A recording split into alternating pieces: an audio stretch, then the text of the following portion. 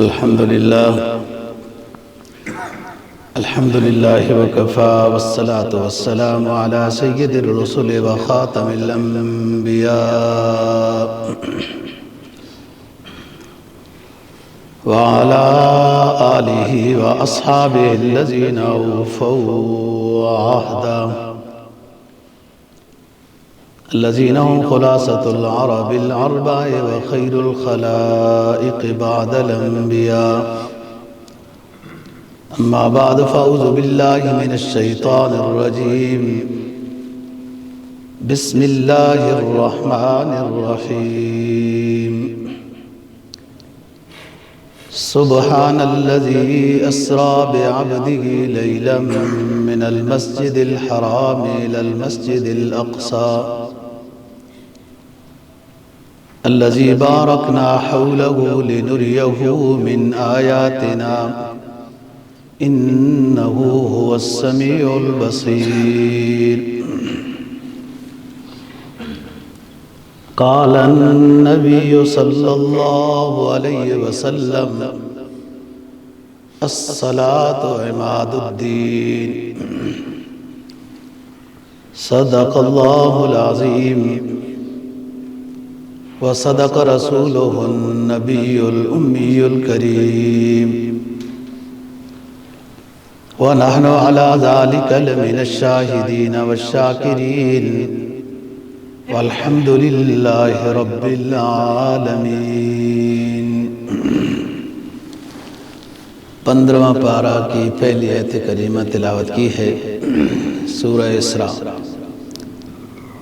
اور جناب نبی پاک صلی اللہ علیہ وسلم کا ایک فرمان تلاوت کیا ہے جس کو امام بیہقی نے روایت کیا ہے.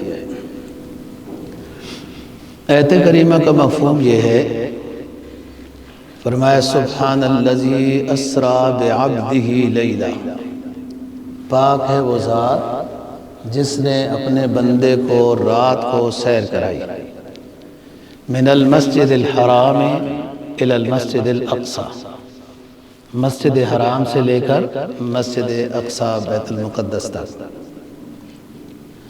الذی بارکنا حولہ، بیت المقدس کے ارد گرد بڑے بابرکت مکانات ہیں، جگہ ہیں.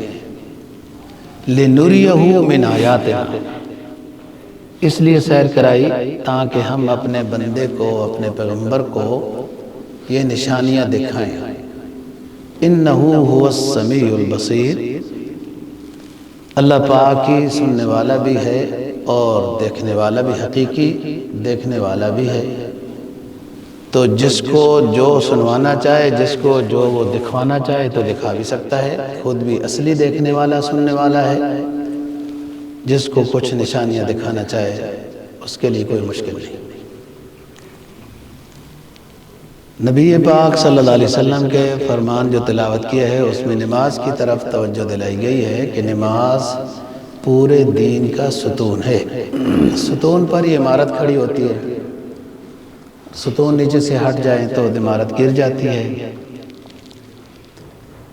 اور نماز کی اہمیت یہ کہ باقی جتنے احکام ہیں وہ وحی کے ذریعے سے جبرائیل علیہ السلام لے کر آئے، اور یہ ایسا حکم ہے کہ آپ کو معراج کے سفر میں اللہ پاک نے براہ راست عطا فرمایا ہے. نماز کی اہمیت کا اس سے اندازہ ہوتا ہے. اس آیت کریمہ میں نبی پاک صلی اللہ علیہ وسلم کے معراج کا ذکر ہے. سفر کے دو حصے ہیں. ایک حصہ ہے مسجد حرام سے مسجد بیت المقدس تک، اس کو قرآن نے بیان کیا ہے. ایک دوسرا حصہ ہے کہ مسجد بیت المقدس سے آسمانوں تک جانا، اس کو احادیث متواترہ نے ذکر کیا ہے. اور پھر اوپر جا کر کیا ہوا، ملاقات ہوئی، قریب گئے، کیا صورتحال ہے، اس کو سورہ نجم نے بیان کیا ہے. ثم دنا فتدلی فکان قاب قوسین او ادنا. معراج نبی پاک صلی اللہ علیہ وسلم کا بیداری کی حالت میں ہوا ہے اور جسم بما روح کے ساتھ ہوا ہے. یہ کوئی خواب نہیں ہے. خواب میں تو ایک عام بندہ بھی بڑی بڑی چیزیں دیکھ لیتا ہے, اللہ سے ملاقات بھی کرتا ہے. اعزاز ہے اور یہ مشہور حدیث ہے کہ آپ صلی اللہ علیہ وسلم کو یوں جگایا گیا وغیرہ. معراج کب ہوا اتنا تو سب سیرت کی کتابوں میں لکھا ہے کہ 10 بعثت نبوی کے بعد ہوا. یعنی آپ صلی اللہ علیہ وسلم کو جب نبوت عطا کی گئی 40 سال میں, تو اس کے 10 سال بعد معراج ہوا. اب یہ مہینوں میں اختلاف ہے. کسی نے رمضان بھی لکھا ہے, کسی نے شوال بھی لکھا ہے, کسی نے کچھ اور بھی لکھا ہے. 10 قول ہے. زیادہ جو مشہور ہو گیا وہ 27 رجب کی شب ہے جو گزر چکی ہے. تو آج 28 ہے کہ 29 ہے رجب. بس جب مشہور ہو گیا تو اسی مہینے میں ہی بات کی جاتی ہے. باقی اس مہینے کے لحاظ سے یا اس دن کے لحاظ سے کوئی فضیلت ثابت یوں نہیں ہے کہ آپ روزہ رکھیں, آپ یوں ختم پڑھائیں, آپ یوں دعا کرائیں. لیکن کوئی کرنا چاہے تو اس کو لازمی دین کا حصہ نہ سمجھے, خوشی کی بات ہے. لیکن وہ کنڈوں منڈوں سے بچنا چاہیے کہ وہ خطرناک بات ہے. 22 رجب میں حضرت امیر معاویہ رضی اللہ تعالیٰ عنہ کی وفات ہے, اور یہ مطلب ہے کہ کوئی اس میں شک نہیں ہے. اور کچھ دنیا 22 رجب میں کوئی خوشی مناتی ہے, اوپر سے لیبل اس خوشی کا اور لگاتے ہیں, اور اندر سے وہ کنڈوں کی رسم اس لیے کی جاتی ہے کہ شکر ہے کہ حضرت امیر معاویہ فوت ہو گئے, یہ خوشی ہے. تو اس میں شریک نہیں ہونا چاہیے. فوت تو سب نے ہونا ہے, اور حقائق کی طرف لوگ توجہ نہیں کرتے. جیسے کسی نے کہہ دیا بس اسی طرف چل پڑتے ہیں. انصاف کے ساتھ تاریخ کا مطالعہ کریں تو ایسی حقیقت سمجھ آئے گی کہ پھر مقام معاویہ رضی اللہ عنہ بھی سمجھ آ جائے گا کہ یہ کتنا بڑے انسان تھا. اور جو اقبال نے کہا نا کہ یورپ کی وادیوں میں جب گونجی اذان ہماری, تو یورپ کی وادیوں میں کس نے اذان بجائی ہے؟ یہ آسان بات ہے. آپ مسلمان ہیں, 60 ملک ہیں آپ کے, اتنا سا خطہ فلسطین کا آزاد نہیں کر سکتے, وہ تو تھا ہی ان کا. بہرحال تو 22 رجب میں جو ہے وہ حضرت امیر معاویہ کی 22 رجب میں وفات ہے, تو اس لحاظ سے اس رسم میں شریک نہیں ہونا چاہیے, اور بندے کو پتہ ہونا چاہیے باتیں. 27 رجب معراج مشہور ہے, ویسے قول 10 ہے. کوئی بھی ہو قول, معراج نبی پاک صلی اللہ علیہ وسلم کی خصوصیات میں سے ہے جو پہلے پیغمبروں کو یہ نہیں عطا کی گئی. اور بھی کئی چیزیں ہیں جو پہلی شریعتوں کو, پہلے پیغمبروں کو نہیں عطا کی گئی, اور اس میں آپ صلی اللہ علیہ وسلم کی خصوصیت ہے.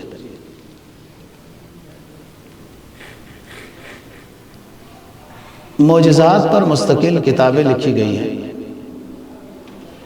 جو خرق عادت نبی کے ہاتھ سے جو چیز ظاہر ہوتی ہے اس کو معجزہ کہتے ہیں, اور کسی اللہ کے ولی سے کوئی چیز ایسی ظاہر ہوتی ہے جو عام لوگ نہیں کر سکتے, اس کو کرامت کہتے ہیں. لیکن ایک تماشے گیر ہے, راستے میں بیٹھا ہے, کبھی سام کو زندہ کر لیتا ہے, کبھی چلنے لگ جاتا ہے, کبھی کبوتر اڑ جاتا ہے, کبھی پنجرے میں آ جاتا ہے, بے دین بندہ ہے, اس کو جادو اور استدراج کہتے ہیں. اور جادو والا بندہ جو ہوتا ہے اس کی اپنی مرضی ہے, جب چاہے دکھا لے. اور وہ وقتی اور عارضی اور اسی دائرے کی حدود میں ہوتا ہے، لیکن پیغمبر جو معجزہ دکھاتا ہے یہ امر ربی ہوتا ہے، اس لیے جب اللہ چاہے۔ ولی کی کرامت بھی یہی ہوتی ہے کہ اللہ کی طرف سے اس کو یہ مقام ملتا ہے، بعض دفعہ اللہ کی مرضی نہیں ہوتی تو کرامت ظاہر نہیں ہوتی۔ معجزات نبی صلی اللہ علیہ وسلم پر کتابیں لکھی گئی ہیں اور آپ کے بہت معجزات ہیں۔ اب دیکھو نا، انگلی سے پانی کا ظاہر ہونا، جاری ہو جانا، سارے قافلے کا پینا، وضو بنانا، ضروریات پوری کرنا، یہ سمجھ میں نہیں آتی بات، اسی کو معجزہ کہتے ہیں۔ 2 کلو آٹا سینکڑوں بندوں کے لیے کھانا پورا ہو جانا غزوہ احزاب میں، یہ معجزہ ہوتا ہے۔ معجزات نبی صلی اللہ علیہ وسلم بہت ہیں اور اس پر مستقل کتابیں ہیں، لیکن 4 معجزے سب سے بڑے ہیں۔ قرآن مجید کا معجزہ، آپ کا خاتم النبیین ہونے کا معجزہ، اور بہترین جماعت حضرات صحابہ رضی اللہ عنہم کا یہ معجزہ، اور معراج کا معجزہ، یہ 4 بڑے معجزے۔ کسی پیغمبر کی جماعت صحابہ کی اس درجے تک فعال، پڑھی لکھی، مجاہد نہیں تھی، تھوڑے تھوڑے تھے۔ یا خاتم النبیین، پہلے کوئی پیغمبر ہے؟ قرآن معجزہ ہے، جب سے آپ پر نازل ہوا اب تک وہ جاوید ہے، موجود رہے گا، اور ہمارے دور میں نہیں، ہر دور میں قرآن کو مٹانے کی کوشش کی گئی ہے، لیکن قدرت کا ایک نظام ہے نا، معجزہ کہتی ہے اس کے ہیں جو سمجھ میں نہ آئے، جو سمجھ میں نہ آئے بات۔ ہر زمانے میں حافظ قرآن تیار ہوتے رہے، عالم ہوتے رہے، کہیں ان کی حوصلہ افزائی ہوتی رہی، کہیں نہیں ہوتی رہی، لیکن یہ ایک جماعت تیار ہوتی رہی۔ اللہ کا معجزہ ہے، وہ باقی رہنا ہے۔ اسلام نے سفر کیا، مکہ سے مدینہ گیا، مدینہ سے پھر بغداد میں آیا۔ کس زمانے میں دارالسلام مرکز تھا، بغداد کوفہ،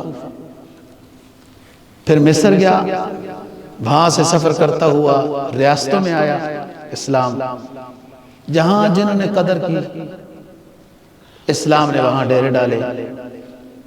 بڑی بڑی حدیث کی کتابیں، ترمذی شریف ہو، بخاری شریف ہو، ابو داؤد، سب اس علاقے کے لوگوں کی لکھی ہوئی ہیں، اور عجیب بات ہے کہ عرب بھی نہیں ہے، عرب بھی نہیں ہے۔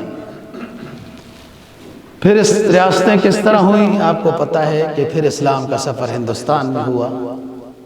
بڑے بڑے جلیل القدر علماء محققین ہندوستان میں پیدا ہوئی ہے، بڑی بڑی کتابیں، تحقیقیں پیدا ہوئی،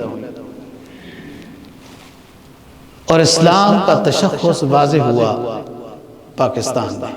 تشخص، چلتا پھرتا اسلام پاکستان میں نظر آتا ہے، اور پورا کفر اس بات پر متفق ہے کہ یہ چلتا پھرتا اسلام نظر نہیں آنا چاہیے۔ ہندوستان میں تو علماء کو، مدرسوں کو یوں دبانا کوئی مشکل کام نہیں ہے۔ وہ بھی آپ نے سنا ہوا ہے کہ وہ مولوی صاحب بھی کچھ گول مول باتیں وہاں کے کرتے رہتے ہیں کہ ہمارا کام بھی چلتا رہے۔ کل پرسوں بھی ایک جلسہ، پاکستانی ساری عوام کو ملعون کہہ رہا ہے، مردود کہہ رہا ہے، فلان کہہ رہا ہے۔ یار تم کیا کرتے ہو پاکستان کو؟ اپنا حال دیکھو، کس حالت میں انڈیا کی عوام پاکستان مسلمان ہیں۔ ایسی اس نے مطلب ہے کہ بے ادبی کی پورے پاکستان کے عوام کی، جرنیلوں کی، علماء کی، فلاں سب کی، اور ہے بھی عالم، رافضی نواز ہے۔ اسلام چلتا پھرتا، اس کا تشخص پاکستان میں نظر آتا ہے۔ اب جو صورتحال ہے، شاہ فہد مرحوم کے دور میں اسلام نے کچھ نشو و نما حرمین میں پکڑی ہے، اور اس میں اچھے یونیورسٹیوں کو فعال کیا، جس میں اب وہاں بھی کسی حد تک ہے۔ دنیا کی نظر میں سعودی عرب کوئی شے نہیں، مصر ہے، آپ ہیں، ترکی ہے، مصر کو بھی بند کر چکے ہیں۔ ترکی بھی کسی دن جو شہر جاگتا نہیں ہے تو ایک بڑا کرتا ہے، وہ بھی اسی طرح۔ یمن تھا، اس کا کیا حالت کر دی ہے۔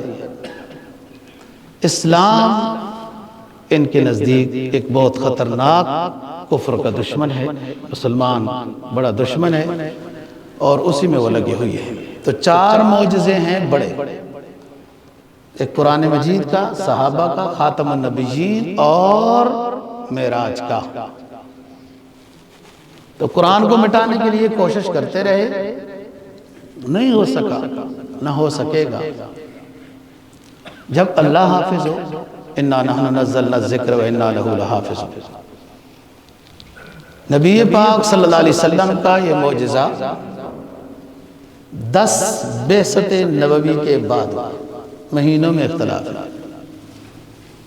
اور ان دنوں میں آپ غمگین بہت تھے۔ آپ کی رفیق حیات حضرت خدیجہ رضی اللہ تعالیٰ عنہ وفات پا چکی تھی۔ آپ کے چچا ابو طالب جو بہت معاون تھے، وہ وفات پا چکے تھے۔ اسی پریشانی کے عالم میں آپ طائف میں تشریف لے جاتے ہیں، کیونکہ ننہال وغیرہ کوئی رشتہ داری، قبائلی نظام میں لوگ دور تک کی رشتہ داری کا خیال رکھتے ہیں، تو وہاں کا جو سفر ہے آپ سمجھتے ہیں کہ آپ صلی اللہ علیہ وسلم کو بہت تکلیف ہوئی۔ ہمارا موضوع معراج ہے، اور اس میں 2-4 باتیں جو عرض کر سکیں گے وہ ہیں، لیکن قبائلی نظام میں کئی خوبیاں بھی ہوتی ہیں۔ آپ صلی اللہ علیہ وسلم کی شادیوں پر نظر ڈالیں نا، تو آپ نے مختلف قبائل کو جو ادھر سے شادیاں کی ہیں، ان کو اپنے ماتحت کر لیا تھا، کہ وہاں کا اس وقت کا نظام ایسا تھا کہ جس قبیلے سے آپ شادی کریں گے وہ قبیلہ آپ کی دشمنی نہیں کرے گا۔ بہرحال جن کی نظر سرسری ہے، اردو کی پیداوار ہے، ان کو نبی کی شادیاں تکلیف دیتی ہیں۔ وہ خود ایک ہے نا، ان کی کوٹ کوٹ کے ان کو وہ کیا کر دیتی ہے، تو وہ سمجھتے ہیں ان کی نو کیسے ہو گئی ہیں، وہ اپنے اوپر سمجھتے ہیں۔ نبی کی شادیوں کوئی اور بات ہے، قدرت کا نظام ہے۔ آپ کو شادیوں کے شوقین تو نہیں تھے، کوئی متعلقہ تھی، کوئی بیوہ تھی، کوئی کس طرح تھی۔ ایک شادی، وہ بھی آپ کو بہت غمگین دیکھا گیا جب حضرت خدیجہ رضی اللہ تعالیٰ کی وفات ہوئی، پھر اللہ کی طرف سے بھی امر آ گیا کہ آپ نے عائشہ کے ساتھ شادی کرنی ہے وغیرہ، وہ ایک کنواری ہے۔ بہرحال حضرت ابو طالب کی وفات ہو چکی، حضرت خدیجہ کی وفات ہو چکی، شیب ابی طالب جہاں آپ صلی اللہ علیہ وسلم کا گھر ہے نا، اب بھی موجود ہے، اس سائڈ کے علاقے کو، پہاڑی کی سائڈ کو شیب ابی طالب ہے، ان کی زمین تھی، ان کا علاقہ تھا، وہاں ان کو معصور کیا گیا تھا مسلمانوں کو اور آپ صلی اللہ علیہ وسلم، کہ کوئی ان کے ساتھ تعلق نہ رکھے وغیرہ وغیرہ۔ بہرحال دشمن تو ہر حربہ کرتا ہے، اور اللہ جس کو چاہے عروج دینا کوئی روک نہیں سکتا۔ اور پھر آپ تھوڑا سا طائف کی طرف چلے گئے کہ پرانے قبائل، لیکن وہاں بھی حوصلہ افزائی کے بجائے حوصلہ شکنی ہوئی، اور بہت دکھ درد کا واقعہ ہے طائف کا۔ ہم انشاءاللہ جو غزوات بیان کر رہے ہیں تو طائف کا واقعہ تفصیل سے عرض کریں گے۔ آپ واپس آئے، اور اس کو عام الحزن کہتے ہیں، غم والا سال۔ بیگم بھی نہیں، چچا دلاسا دلاتا رہتا وہ بھی نہیں، طائف گئے تو وہ بھی ایسے پیش آئے۔ ان پریشانیوں کے باوجود آپ استقامت پر رہے اور دعوت اللہ دیتے رہے، کہ اسی دوران جبرائیل علیہ السلام آتے ہیں، آپ آرام فرما رہے تھے۔ بعض رات میں مہانی لکھا ہے، اور آپ رات کو آ جاتے تھے اور تہجد وغیرہ مطاف میں ادا کرتے تھے، حتیم میں آرام کر رہے تھے۔ آپ کو جگایا گیا، آپ کے قلب اطہر کو زمزم کے پانی کے ساتھ دھویا گیا، اور جبرائیل ایک برتن ساتھ لائے تھے جو انوار و برکات سے بھرا ہوا تھا، اور سینہ شق کیا گیا۔ یہ سینہ شق بھی 3-4 دفعہ ہوا ہے، ایک حضرت حلیمہ کے ہاں، پھر 13-14 سال کی عمر میں، وہ 2 سال کی عمر میں، پھر اس کے بعد جب نبوت ملنے لگی 40 سال میں، تو اس وقت بھی اس سے پہلے سینہ کو چاک کیا گیا اور نبوت کے بوجھ کو برداشت کرنے کی صلاحیت قلب میں ڈالی گئی۔ قدرت کا نظام ہے۔ اور چوتھی مرتبہ شق صدر ہے جب آپ معراج پر تشریف لے جا رہے ہیں۔ یہاں بات ایک بڑی سمجھنے کی ہے کہ آب زمزم کا کتنا مقام ہے، کتنی فضیلت ہے۔ آب زمزم کس کا قلب دھویا جا رہا ہے، اس پانی کی بڑی فضیلت ہے، اور جب وہاں جائیں تو فائدہ اٹھانا چاہیے، اور جس نیت سے پئیں دعا کریں اللہ تعالیٰ عطا کرتا ہے۔ عام پانی کی پینے کی دعا اور ہے، الحمدللہ الذی قسانی ما واری به عورتی، الحمدللہ الذی سقانی برحمتہ مان عذبا فراتا۔ یہ عام پانی کی دعا ہے، الحمدللہ الذی سقانی برحمتہ عذبا فراتا ولم یجعل لہ بذنوبنا ملحا اجاجا۔ اللہ آپ نے اپنی رحمت سے ہمیں میٹھا پانی پلایا، ہمارے گناہوں کی وجہ سے اس کو کڑوا نہیں کیا۔ لیکن آب زمزم بھی تو پانی ہے۔ اللہم انی، اس کو پانی پینے کے بعد اللہم انی اسألک علما نافعا ورزقا واسعا وشفاء من کل داء۔ وہ پانی کچھ علم کے سیکھنے کی صلاحیت پیدا کرتا ہے۔ ابھی قلب کو دھویا گیا، اوپر معراج میں علوم عطا کیے جائیں گے، اس لیے زمزم پانی پینا ایک تو خوب پینا چاہیے، وہاں پر عقیدت کے ساتھ پیا جائے، اور اس کے بعد اللہم انی اسألک علما نافعا ورزقا واسعا وشفاء من کل داء۔ لمبی بات ہے، براق پر سوار ہوئے، آپ مختلف جگہوں سے گزرے، مختلف جگہوں میں جبرائیل علیہ السلام نے نفل پڑھنے کا کہا، جس میں مدینہ والی جگہ بھی داخل ہے، طور سینا بھی داخل ہے، مدین بھی داخل ہے، حضرت عیسیٰ علیہ السلام کی جائے پیدائش بھی داخل ہے۔ اس سفر میں جبرائیل علیہ السلام نے ان جگہوں پر نفل پڑھنے کا کہا ہے، اور آپ نے پھر وجہ بھی پوچھی کہ کیوں نفل کا کہا کہہ رہے ہیں، تو بتایا گیا کہ یہ وہ جگہ ہیں جہاں آپ تشریف لائیں گے وغیرہ۔ اس بات سے یہ پتہ چلتا ہے کہ جو مبارک جگہ ہیں ان کی زیارت، اور وہاں جا کر بندہ نفل 2 پڑھ لے تو اس میں کیا حرج کی بات ہے۔ بس ادھر ادھر ہی سارے شرک کی دعوت دی جاتی کہ ذرا سا کوئی فائدہ نہیں ہے ادھر جانے کا، کوئی فائدہ نہیں ہے۔ ہم ان جگہوں سے کچھ مانگنے کے تو نہیں آتے، ہم تو ان تاریخی باتوں کو یاد کرنے آتے ہیں کہ ہاں ہمارے نبی صلی اللہ علیہ وسلم غزوہ احد میں آئے، احزاب میں آئے، قباء مسجد میں، چلو قباء کی تو اجازت ہوتی ہے، جمعہ کہاں مسجد ہے، جمعہ قبلتین ہے وغیرہ، 2 نفل تو اللہ کے لیے ہیں۔ اب ہم اس تاریخی جگہ کی زیارت کے بعد اور کر کیا سکتے ہیں؟ چلو اس زمین پر اپنا نام لکھوا جاتے ہیں کہ 2 نفل پڑھے ہیں، جب زمین آخرت میں گواہی دے گی تو پھر یہ جگہ بھی گواہی دے دی گی، جہاں اتنی اونچی اونچی ہستیاں آئی ہیں تو وہاں ہمارے نفل کے لیے بھی وہ زمین گواہی دے دے گی، اس لیے نفل پڑھتے ہیں۔ دنیا جناب شرک کا نعرہ لگا کے ان کو سمجھایا ہی ایسے گیا ہے۔ 12 نبی پاک صلی اللہ علیہ وسلم کو اللہ تعالیٰ نے یہ اعزاز بخشا ہے، اور بیداری کی حالت میں یہ معراج ہے، جسم بمار روح ہے، خواب نہیں ہے۔ بعض ادھر ادھر کی کتابوں میں کہیں دیکھو تو پریشان نہ ہونا، خواب تو ایک عام آدمی کو بھی ہو سکتا ہے۔ مختلف آسمانوں پر مختلف انبیاء علیہ السلام کے ساتھ ملاقاتیں بھی کرائی گئی، جو آپ نے انبیاء علیہ السلام کو نماز پڑھائی، بعض نے جاتے وقت کہا، بعض نے واپس آتے وقت کہا۔ بات ان کی زیادہ سمجھ میں آتی ہے کہ نماز تو فرض ہی نہیں ہے، فرض تو ابھی ہونی ہے،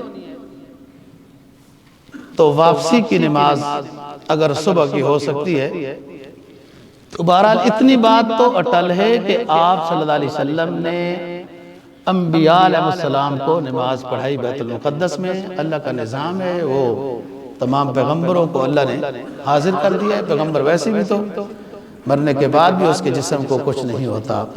آپ صلی اللہ علیہ وسلم کا فرمان ہے، امام ابو داؤد نے حدیث نقل کی ہے، پیغمبروں کے کفن کو بھی مٹی کچھ نہیں کہہ سکتی. بہرحال پہلے پڑھائی بعد میں پڑھائی، لیکن بعد میں پڑھانے والی بات سمجھ میں آتی ہے. اور مختلف انبیاء علیہ السلام سے ملاقات ہوئی، آپ قریب پہنچے. دو جگہ ہیں جو سمجھنے کی ہیں، دو انعامات ہیں جو سمجھنے کے معراج. پہلی بات تو یہ ہے کہ نبی پاک صلی اللہ علیہ وسلم کا اس میں اعزاز ہے، اور آپ کو بھی کچھ چیزیں عطا کی گئی ہیں، عطا شدہ تھیں، دوبارہ ان کا ذکر کیا گیا ہے.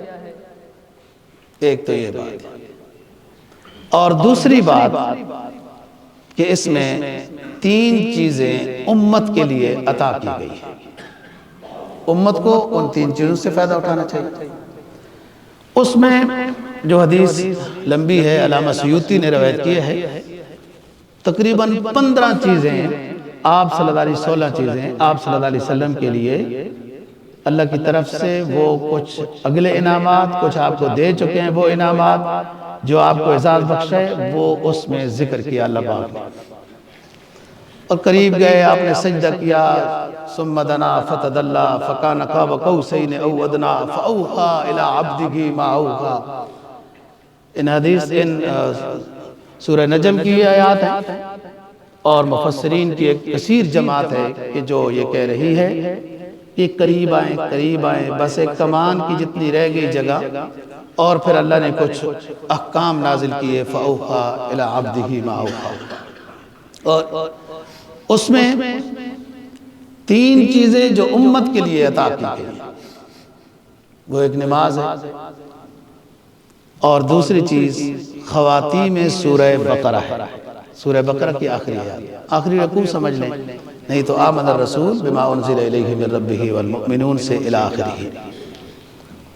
تیسری چیز امت کے لیے، ہر وہ امتی جس نے اپنی زندگی میں شرک نہ کیا ہو، اللہ پاک نے اپنے پیغمبر کی امت بواسطہ پیغمبر ہی یہ اعزاز عطا کیا ہے. اے نبی، آپ کی امتی کوئی بھی اگر اس نے زندگی میں شرک نہیں کیا تو ہم آخرت میں اس کی مغفرت کر دیں گے. یہ معراج میں اعزاز ہوا.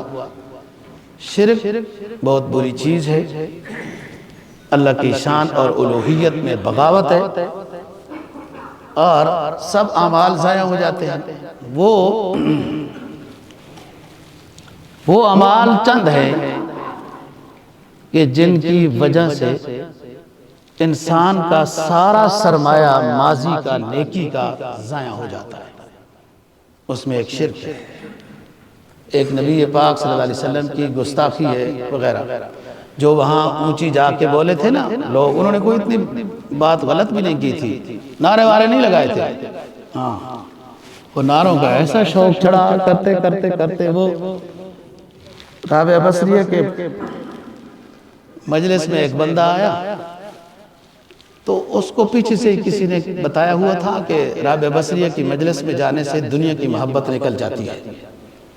وہ پیچھے سے رٹا لگاتا رہا، دنیا سے مجھے کوئی محبت نہیں، دنیا سے مجھے کوئی محبت نہیں. اب وہ بیان نہیں سن رہا ہے تو نعرہ وہی ہے.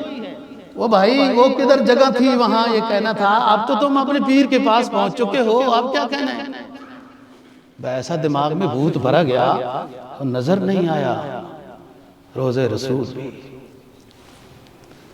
ان تحبط اعمالکم وانتم لا تشعرون لا ترفعوا اصواتکم فوق صوت النبی ولا تجهروا له بالقول كجهر بعضكم لبعض ان تحبط اعمالكم وانتم لا تشعرون. اپنے ساتھیوں کو جیسے پکارتے ہو، اگر تم نے ایسا اونچا ہمارے پیغمبر کو پکارا نا، یا محمد علیہ السلام، اگر یوں اونچا پکارا نا جیسے اپنے دوستوں کو پکارتے ہو، تو اس گناہ کی وجہ سے ان تحبط اعمالکم، تمہاری ساری نیکیاں ضائع کر دیں گے۔ جگہوں کا کچھ خیال ہوتا ہے، کچھ حالات، دیکھو نا مسجد میں دنیا کی بات کرنا منع ہے، آپ آؤ خاموشی سے بیٹھو، تسبیحات کرو، ذکر اذکار کرو، درود شریف پڑھو، نفل پڑھو، جو دل چاہتا ہے۔ ادھر آگے نعرے لگانے ہیں، ہر جگہ کا اپنا تقدس ہے نا جی۔ پھر وہ ہستی کہ جبرائیل بھی اجازت لے کے آئے، تو آپ نے ابھی تک اپنے نبی کا مقام نہیں جانا۔ تو بات یہ ہے دوستو کہ کچھ گناہ ایسے ہیں جس میں والدین کی نافرمانی وغیرہ کا بھی ہم بتائیں گے بات، اس میں شرک بھی ایسا گناہ ہے۔ بزرگوں کی قبروں پر جانا کوئی منع نہیں ہے، آپ سورہ فاتحہ پڑھیں، جو آپ کو آتا ہے پڑھیں، اور کہیں اللہ پاک ان کی بھی مغفرت فرما، اور اگر یہ مغفور ہیں تو ان کے درجات بلند فرما، ہمیں بھی ان نیک لوگوں کے نقش قدم پر چلا اور ہمارے بھی گناہوں کو معاف فرما۔ یہ ہے فاتحہ خوانی، جس سے میت کو فائدہ بھی ہوگا، اور ہر کوئی جو آخرت میں گیا ہے اس کو محتاجی ہے نیکی کی، دعا کرنی چاہیے۔ تو بات یہ ہے دوستو، 3 انعامات امت کو دیے گئے۔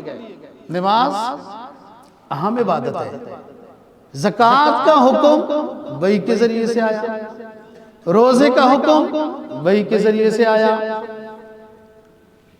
رمضان کے روزے فرض ہو گئے وحی کے ذریعے سے، زکوٰۃ فرض ہو گئی وحی کے ذریعے سے، اور حج فرض ہوا وحی کے ذریعے سے۔ ایمان لانا ہے، اے نبی آپ اعلان کریں قولوا لا الہ الا اللہ تفلحون، وحی کے ذریعے سے پیغمبر بنایا گیا۔ نماز کی فرضیت وحی کے ذریعے سے نہیں آئی، اللہ پاک نے اپنے پیغمبر حبیب کو اپنے پاس بلایا اور نبی کی نماز کی فرضیت عطا کی ہے۔ یہ بات اللہ کرے ہمارے دلوں میں اتر جائے کہ نماز کی کتنی اہمیت ہے، اور ہم کتنے چھوٹے سے کام کی وجہ سے نماز کو چھوڑ دیتے ہیں، جبکہ اس کا اعزاز دیکھو، یہ دین کا مرکزی چیز ہے نماز۔ اور پھر وہ 50 فرض ہوئی، 5 پر مسئلہ آ گیا۔ اللہ پاک نے فرمایا کہ ہم اپنے فیصلہ تبدیل نہیں کرتے، 5 جو پڑھتا رہے گا ثواب اس کو 50 کا دیتے رہیں گے، یہ بھی 7 اعزاز ہوا۔ اور خواتین سورہ بقرہ، یہ حضرت بہت فضیلت کی چیز ہے، یہ آمن الرسول سے ہو جائے یا للہ ما فی السماوات و ما فی الارض سے ہو جائے، اور اکثر امام لوگ نماز میں پڑھتے بھی رہتے ہیں، یہ یاد ہونی چاہیے۔ فرمایا اس کی فضیلت یہ ہے کہ اللہ پاک نے اپنے ہاتھوں سے کما ہوا شانہ 2000 سال مخلوق کو پیدا کرنے سے پہلے اپنے عرش کے اوپر لکھی ہیں یہ آیتیں۔ یہ جنت کے خزانوں میں سے خزانہ ہے، یہ آیا سورہ بقرہ کی آخری، اور یہی حکم ہے نا کہ سورہ بقرہ جو ہے آپ اپنے نئے گھر کے اندر پڑھا کریں کہ اس میں جو شر مر ہے وہ چیزیں دور ہو جاتی ہیں۔ خصوصاً جو لوگ باہر کے ملکوں میں جاتے ہیں، رہتے ہیں مختلف ہوٹلوں میں وغیرہ، یا طالب علم پڑھنے جاتے ہیں ہاسٹلوں میں رہتے ہیں، ان ہاسٹلوں میں پہلے پتہ نہیں کون سے طالب علم کس ملک کے تھے، وہ مسلمان تھے کافر تھے، کیا پیتے رہے کیا کھیلتے رہے۔ مسلمان کو چاہیے پہلے اس جگہ سورہ بقرہ جا کے پڑھ لے، وہ شریر چیزیں دور ہو جاتی ہیں۔ نیا گھر بنائیں تب بھی، گھر کرائے پر لیں تب بھی، اور اگر کسی ہوٹل میں جا کے رہتے ہیں وغیرہ، پھر نا وہ برائی کے اثرات ہوتے ہیں جس جگہ میں آپ رہتے ہیں۔ آپ جب پڑھیں گے انشاءاللہ اس کے بعد جو آئے گا نا تو اس کے آپ کے اثرات نیکی کے وہاں محسوس ہوں۔ فرمایا جو شخص یہ آیات پڑھتا ہے اس کو رات کو سوتے وقت قیام اللیل کا ثواب ملتا ہے، تہجد کا ثواب ملتا ہے۔ ایک حدیث میں یہ آیا کہ جو آیت الکرسی اور سورہ بقرہ کی آخری آیتیں نہ پڑھے مجھے سمجھ نہیں آتا، اس مومن کو آیت الکرسی کی فضیلت کا یا آمن الرسول والی ان 2 آیات کا پتہ ہی نہیں ہے، کہ ہمیں سمجھ ہی نہیں آتا کہ کیوں کوئی مومن ناغہ کرے رات کو سوتے وقت سورہ اس آخری آیات کا اور آیت الکرسی کا، اور ایک حدیث میں سورہ فاتحہ، اور ایک حدیث میں آخری 4 قل بھی ہیں، اور سارا مل ملا کے 10-15 منٹ بھی نہیں لگتے، 5-10-7 منٹ بھی نہیں لگتے، معمول ہونا چاہیے، بہت فضیلت ہے۔ ایک حدیث میں آتا ہے کہ دفع الشر، ہر بلا دور ہو جاتی ہے، ہر بلا۔ آپ پریشان ہیں، مختلف مسائل میں ہیں، ایک بیماری ہے اس کی تشخیص ہو چکی ہے، آپ دوائی بھی اسی بیماری کے مطابق کھاتے ہیں، شفا نہیں ہوتی، آپ کے ساتھ کوئی شرور چیزیں ہیں، ان کو دفع کرنے کے لیے آمن الرسول والی تصویرات کو ضرور پڑھیں، وہ ختم ہو جائیں گی۔ 7 دن کا بھی معمول کریں تو وہ آپ کو اندازہ ہو جائے گا۔ ایک حدیث میں آتا ہے کہ شر جو ہے یا من الجنت یا والناس، دو ہی چیزیں ہیں نا انسان کو، فرشتے تو شر نہیں دیتے، وہ تو اللہ کی طرف سے نورانی مخلوق ہے، کبھی حکم ہوتا ہے عذاب کا، بس تو وہ رحمت ہی ہیں۔ انسان کی طرف سے شر ہے یا جنوں کی طرف سے شر ہے، ان شرور کو دور کرنے کا وظیفہ یہ ہے کہ آپ لوگ آمن الرسول بما انزل الیہ من ربہ والمؤمنون یہ پڑھیں۔ یہ 3 چیزیں امتی کو عطا کی۔ معاہدہ کرو، مسجد میں بیٹھے ہو، نماز با جماعت تکبیر اولا کو نہ چھوڑو، ہر چیز آپ کے قدم چومے گی، ہر چیز غلامی کرتے ہوئی نظر آئے گی، کیونکہ آپ نے اپنا تعلق اپنے رب کے ساتھ بڑا قوی بنا لیا ہے۔ یہ آپ صلی اللہ علیہ وسلم نے جو اعزاز دیا نا جی، آپ کے واسطے سے نماز کا اس کا خیال رکھو، آمن الرسول کا خیال رکھو، شرک نہ کرو، جو مانگنا ہے اس سے مانگو، بس دے دے تو اس کی مرضی، نہ دے تو اس کی مرضی۔ اب آخری بات کرتے ہیں، نبی پاک صلی اللہ علیہ وسلم کو کیا اعزاز دیا؟ قال لہو ربہ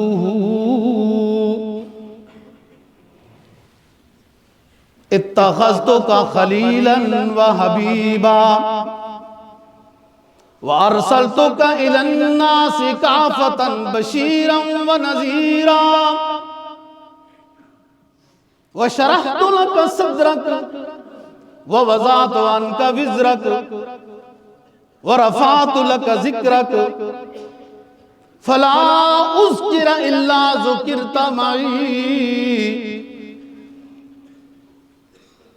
وجعلت امتک خیر امت اخرجت للناس تأمرون بالمعروف وتنہون عن المنکر وجعلت امتک وسطا وجعلت امتک هم الاولین والآخرین وجعلت امتک اقواما قلوبهم اناجیلهم وآتیتک سبعا من المثانی من القرآن العظیم لم اوتها قبلک نبیا وآتیتک خواتیم سورة البقرہ لم اوتها قبلک نبیا وآتیتک الکوثر وآتیتک 8 اسہم الاسلام والہجرہ والجہاد والزکاة والصوم والامر بالمعروف والنہی عن المنکر والہجرہ، 8 چیزیں عطا کی۔ وآتیتک خاتما فاتحا وخاتم النبیین، یہ 16 چیزیں ہیں جو نبی پاک صلی اللہ علیہ وسلم کو اللہ پاک نے معراج میں بتائی، عطا کی ہیں۔ اے نبی، میں نے آپ کو اپنا خلیل بنایا، اپنا حبیب بنایا، پوری کائنات کے لیے قیامت تک کے واسطے بشیر و نذیر بنایا۔ ہم نے آپ کا سینہ کھولا، آپ سے بوجھ کو دور کیا، اور اعزاز یہ بخشا کہ جدھر میری توحید کا ترانہ ہوگا وہاں تیری رسالت کا بھی ہوگا۔ کسی کی اذان مکمل نہیں ہوگی جب تیرا اے نبی جب تیرا نام نہیں لے گا، کسی کی نماز مکمل نہیں ہوگی جب ادب سے تشہد میں بیٹھ کر تجھ پر درود و سلام نہیں بھیجے گا، کسی کی اقامت مکمل نہیں ہوگی مگر جب ہوگی جب تیرا نام لے گا، کسی کی دعا قبول نہیں کروں گا مگر اس وقت کروں گا جب وہ اپنی دعا کو درود شریف میں لپیٹ کر میری طرف بھیجے گا۔ اے نبی آپ کی امت کو بہترین امت ہم نے بنایا، وہ دنیا میں گھوم جائے گی، گھوم جاتی رہے گی، امر بالمعروف اور نہی عن المنکر کا درس دیتی رہے گی۔ اے نبی ہم نے آپ کی امت کے کچھ لوگوں کے دلوں کو اس انداز میں بنایا کہ وہ انجیل بن گئے، توریت بن گئے، ایسی تختیاں بنا دی آپ کی امت کے لوگوں کے، بعض لوگوں کے دلوں کو ایسا تختیاں والا بنا دیا آپ کی امت کے بعض لوگوں کے دلوں کو کہ وہ اپنی کتابیں تو تختیوں پہ لکھتے تھے، اے میرے پیغمبر آپ کی امت کے معصوم بچے تیرا قرآن دل پہ لکھتے رہیں گے۔ اے نبی ہم نے آپ کو خواتین میں سورہ بقرہ عطا کی، اے نبی ہم نے آپ کو 7 من المثانی عطا کیا، سورہ فاتحہ عطا کی، لم اوتیا قبلک نبیا، سورہ فاتحہ ہم نے پہلے کسی نبی کو عطا نہیں کی، خواتین میں سورہ بقرہ ہم نے پہلے کسی نبی کو عطا نہیں کی، وَآتَيْتُكَ الْكَوْثَرَ، میدان حشر ہوگا، آپ کی امت کو جب پیاس لگے گی تو آپ کو اعزاز بخشا جائے گا کہ آپ بما اپنے صحابہ کے رضی اللہ عنہ، بما آل بیت رضی اللہ عنہ اپنی امت پیاسی امت کو حوض کوثر سے پانی پلائیں گے۔ اور ہم نے آپ کو 8 اونچی چیزیں عطا کی، الاسلام والہجرہ والجہاد وغیرہ، اور آپ کو فاتح بنایا، خاتم النبیین بنایا۔ واپس آئے نبی پاک صلی اللہ علیہ وسلم نے مشرکین مکہ کو بتایا، میرا یوں معراج ہوا، یوں میرا سفر ہوا، اور فلانا قافلہ تمہارا تجارتی قافلہ جو فلانی وادی میں ابھی موجود تھا، جب میں گزرا وہ بدھ کی شام تک پہنچ جائے گا۔ بدھ ہو گیا دوستو، شام ہو گئی، عصر ہونے والی، سورج غروب ہونے کے قریب ہو گیا، لوگوں نے باتیں کرنا شروع کر دی، کہاں کا سفر کیسے ہوا؟ جو بدھ کو قافلے نے پہنچنا تھا وہ پہنچا نہیں۔ سرکار دو جہاں صلی اللہ علیہ وسلم متوجہ اللہ ہوئے، عرض کیا میرے رب میرا آج کا اعزاز بخشا، آپ کی عنایت اور شکریہ ہے، لیکن میری یہ قوم مشرکین والی بڑی بدبخت ہے، پہلے بھی نہیں مانتے، آج میں کہہ چکا ہوں کہ بدھ کی شام کو فلانا قافلہ پہنچ جائے گا، ابھی پہنچا نہیں ہے۔ اگر یہ قافلہ بدھ کی شام سورج غروب ہونے سے پہلے یہ قافلہ نہ پہنچا تو یہ اور میری تکذیب کریں گے، اس سورج کو روک لیجئے، واپس کر دیجئے، جب قافلہ واپس آئے تو پھر سورج غروب کرنا۔ ایسا ہی ہوا، سورج رک گیا، 2 مرتبہ اور بھی رکا ہے، پھر کبھی عرض کریں گے۔ علامہ تقی نے کیا کہا؟ شمس الضحا طاعت کا عند مغیبہا وما غربت بل وافقت کا بے وقفی۔